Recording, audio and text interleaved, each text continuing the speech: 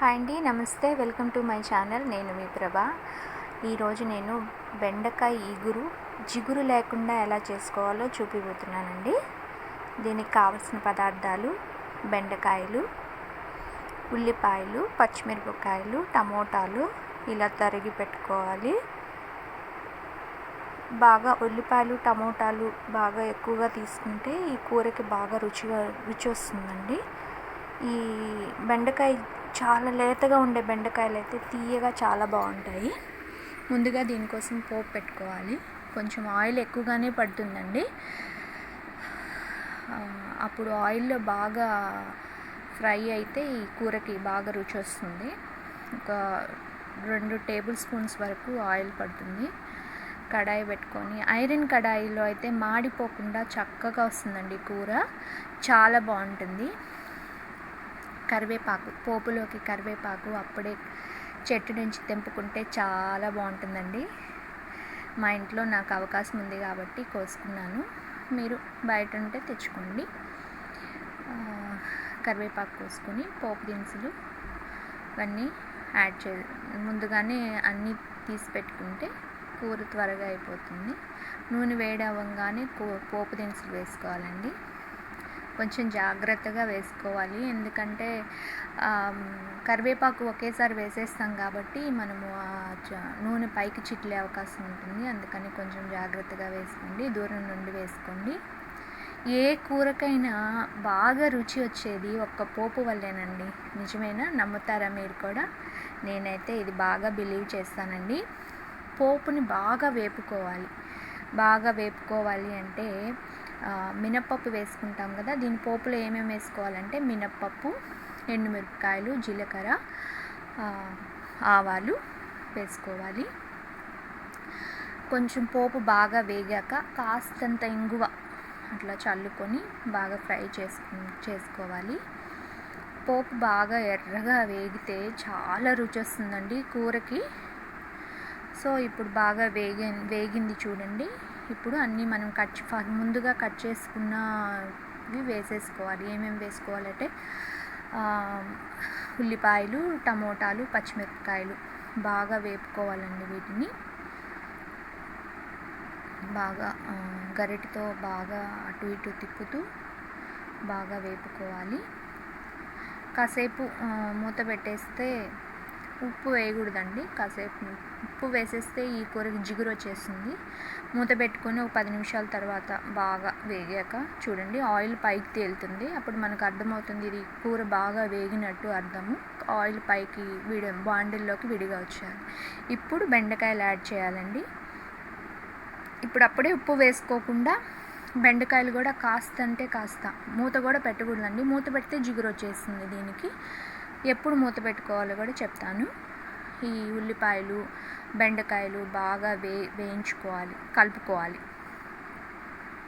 అటు ఇటు కలిసేలాగా కలుపుకొని ఒక 5 నిమిషాలు అలా వదిలేస్తే, అంటే ప్లేట్ పెట్టకుండా 5 నిమిషాలు వదిలేశారనుకోండి, ఈ కూరకి జిగురు రాకుండా బాగుంటుంది.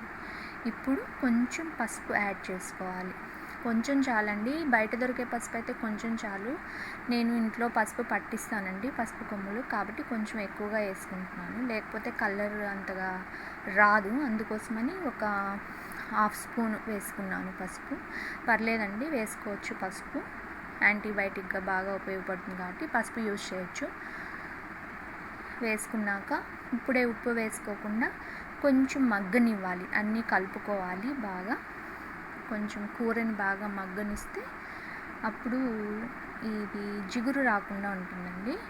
అప్పుడు ఎలాంటి మూత పెట్టుకోవాలంటే కొంచెం కూరకి బాండీకి కొంచెం గ్యాప్ ఉండేటట్లుగా మూత పెట్టుకుంటే అప్పుడు జిగురు రాకుండా ఉంటుందండి. తొందరగా మగ్గిపోతుంది కూడా.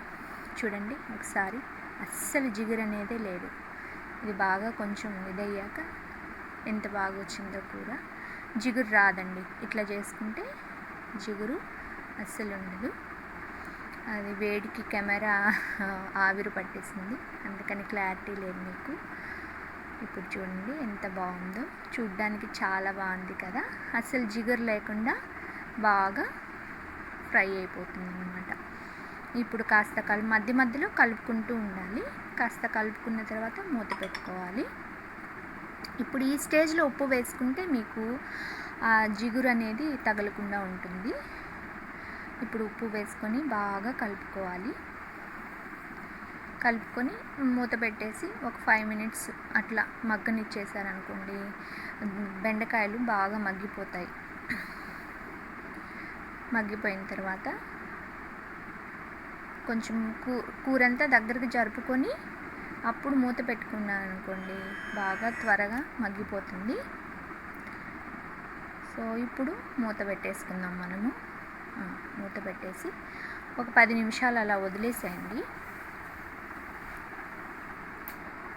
10 నిమిషాలు వదిలేసారనుకోండి, ఇట్లా కొంచెం ఆయిల్ సపరేట్ అవుతూ ఉంటుంది. అప్పుడు మనకి కూర ఎంతవరకు వచ్చింది ఏంటి అనేది ఒక ఐడియా వస్తుందన్నమాట. సో ఇంకా కొంచెం ఒక 5 నుంచి 10 నిమిషాలు లోపు అయిపోతుంది కూర అన్నప్పుడు చూసుకొని ఉప్పు కారాలు చూసుకొని, మనం ఆల్రెడీ పచ్చిమిర్చి వేసాం కాబట్టి కారంకి తగ్గట్టు కొంచెం కారం యాడ్ చేసుకోవాలండి.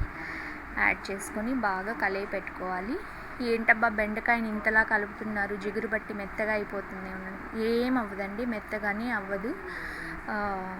కాస్త కలుపుకొని చూడండి, ఈ స్టేజ్లో మూత పెట్టేసుకుంటే ఈ స్టేజ్లో ఇలాగా అంతే అండి. బెండకాయ జిగురు లేకుండా చాలా బాగుంటుంది. పప్పుచారులోకి, సాంబార్లోకి ఈ కూర అద్దరిపోతుందండి. ఒకసారి ట్రై చేయండి మీరు కూడా.